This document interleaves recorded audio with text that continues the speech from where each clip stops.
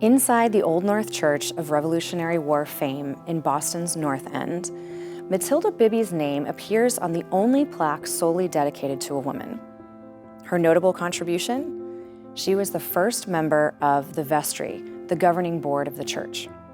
Hundreds of thousands of people walk through Old North Church every year, and I wonder how many of them actually read that plaque. As with most things, the information on that plaque is only part of the story.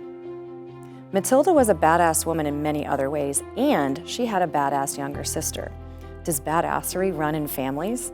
The Bibbey sisters demonstrate that it does. Let's back up. The sisters, who had other sisters and a brother, grew up in the North End, and like many Irish families, eventually moved to Dorchester. But when Matilda grew up, she became a teacher, and for the first 2 decades of her career, she worked at a girls' school in the North End. Gertrude also moved back to the North End to become a stenographer. During their time as single career women, both Gertrude and Matilda became very involved with Old North Church. Matilda and Gertrude sang in the choir, Matilda helped found the Women's Guild, which Gertrude later joined, and they both owned pews. For much of the church's history, congregants had to purchase their pews in order to worship there and become members. And throughout pew ownership history at the church, ownership by women is highly unusual, but the Bibbey sisters were badasses and they each owned a pew. Throughout their adult years, Matilda and Gertrude took very different directions. Matilda remained unmarried, continued teaching for decades, and served as house mother at the Girls Friendly Society House in New Hampshire, and as I mentioned, became the first female member of the vestry. She was the only female on the vestry for 12 years, and evidently that was such an anomaly because she is consistently listed in records as a member of the vestry men. Matilda retired from teaching at public schools at age 70 after an incredibly long and venerable career.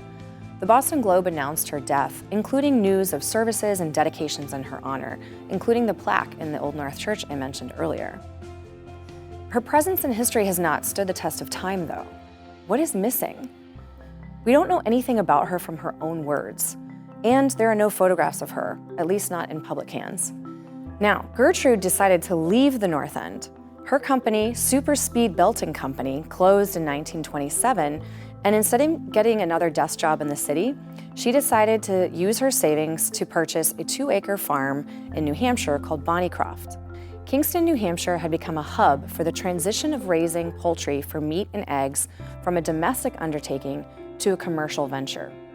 Gertrude liked the idea of working for herself and also going without modern conveniences like electricity and running water. She had become good friends with another Women's Guild member and choir singer named Florence Gordon. They even set up what can be compared to a farm share today, creating a direct mail service to connect people in Boston to their meat, eggs, and preserves at top price. Smart businesswomen. Once in their 40s, Gertrude and Florence both accepted marriage proposals and ended their business venture. They even had a joint wedding at Old North Church. Gertrude settled in Connecticut with her new husband, and I don't know much about her remaining life. Wildly different paths, yet badass in their own right. We do not know the Bibbey sisters' views on World War I, the Spanish flu pandemic, or even the women's suffrage movement. We cannot assume that they identified as feminists. But their very existences contributed to the normalization of working women. As scholar Jody Smith notes, they enacted their own feminist resistance through their visible roles in schools, at Old North Church, in the community, and in business. The Bibbey sisters remind us that small acts that either maintain the status quo or enact change can help or hinder the formation of the future to which we aspire.